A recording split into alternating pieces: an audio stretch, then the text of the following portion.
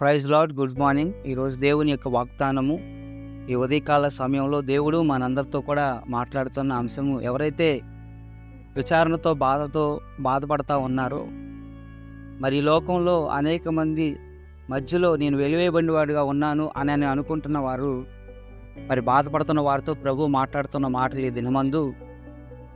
నాకు తెలిసి ఒక యవనస్తుడు ఒక దినాన ఐకికమైన విచారణతో బాధతో సముద్రం బీచ్ దగ్గరికి వెళ్ళాడు. ఆ బీచ్ దగ్గర కూర్చొని తను ఆలోచిస్తూ ఉన్నాడు, ఏది నా కొరకు ఎవరు కూడా పట్టించుకోవట్లేదు, లేకపోతే నేను ఇలా ఒంటరి వాడిని అయిపోయాను, నాలో అనేకమైన మేలుకరమైనవి ఉన్నాయి కూడా, నేను ఎందుకు అభివృద్ధి పడట్లేదు అని అనుకొని బాధపడుతూ ఉన్నాడు.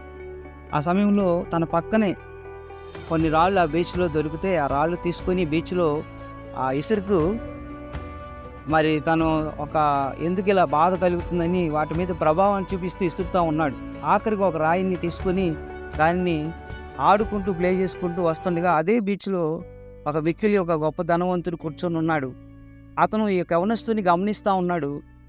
అతన్ని దగ్గరకు వచ్చి ఆ రాయి చూసి, ఈ రాయి నాకు కావాలి అని అడిగితే, ఆ యవనస్తుడు అతన్ని చూసి, ఈ రాయి దేనికి మీకు అన్నాడు. కానీ దీన్ని కనుక నువ్వు ఇస్తే నీకు నేను కొంత వేల ఇస్తాను, కొంత కాస్ట్ ఇస్తాను అన్నాడు. సరే, ఇది దేని గురించి అని అడుగుతూ ఉన్నాడు. అడుగుతున్నప్పుడు ఆ యవనస్తుడు మరలా, అసలు ఇది మీరు దేని గురించి అడుగుతున్నారు అని అన్నాడు. లేదు లేదు, ఇది నాకు ఇస్తే నీకు డబ్బులు ఇస్తాను.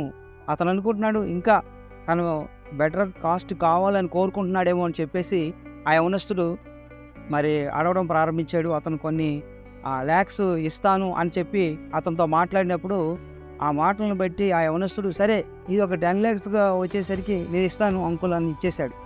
ఇవ్వగానే నాకు ఒక ఆలోచన, ఒక క్వశ్చన్ అంకుల్ మిమ్మల్ని అడగచ్చా అన్నాడు. ఏంటి, ఈ రాయిని మీరు 10 లక్షలతో కొన్నారంటే, ఆ యొక్క మిక్కిలి ఆ డైమండ్ ఆ యజమానుడు అతను చెప్తా ఉన్నాడు, ఇది చాలా విలువైన రాయి, నా దృష్టిలో అది ఒక డైమండ్, నువ్వు గమనించావో లేదో అన్నప్పుడు ఆ యవనస్తుడు చాలా ఆశ్చర్యపడ్డాడు. ఇది నా చేతిలో ఉంది డైమండ్నా అంటే, ఇప్పుడు దాకా నేను చాలా వాటిని ఇసిరేసాను కదా, చాలా విలువైనవి అని అన్నాడు.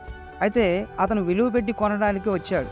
అలాగే బైబిల్ గ్రంథంలో కూడా ప్రభువైన యేసుక్రీస్తు, పరలోక రాజ్యము ఒక ముత్యం లాంటిది, అమూల్యమైన ముత్యం లాంటిది, దానిని ఆయన కనుగొని ఎవరైతే ఉన్నారో వాళ్ళ దగ్గర కొనడానికి మరి ప్రభు ఆయన ఈ లోకానికి వచ్చిన ఒక విషయాన్ని బైబిల్ గ్రంథం జ్ఞాపకం చేస్తుంది. పరిశుద్ధ గ్రంథంలో నుంచి మరి మత్తయి సువార్త 13వ అధ్యాయము 45వ వచనం 46వ వచనం. మరియు పరలోక రాజ్యము మంచి ముత్యములను మనవెదుగుచున్న వర్తకుని పోలి ఉంది. అతడు అమూల్యమైన ఒక ముత్యమును కనుగొని పోయి తనకు కలిగినదంతయు అమ్మి దానిని కొనెను అంటున్నాడు.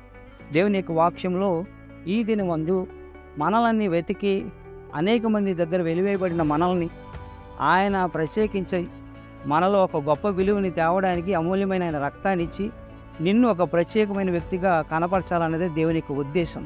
తన యావత్ ఆస్తిని అంతటిని ఇచ్చి ఆ యొక్క డైమండ్ ఆయన ఎలాగైతే కొనుక్కోవడానికి ఇష్టపడ్డాడో, దేవుడు నీలో ఒక ఘనమైన ఒక స్కిల్ని బయటికి తేవాలని దేవుడు అనుకుంటున్నాడు. కాబట్టి ఈ దినము నీకున్న ఐక్యమైన విచారణ తొలగించి దేవుడు ఒక దినం నేను ప్రత్యేకిస్తాడని, మరి ఈ దినమందు దేవుడు నీతో మాట్లాడిన ఈ వాగ్దానాన్ని దేవుడు దీవించును గాక. God bless you.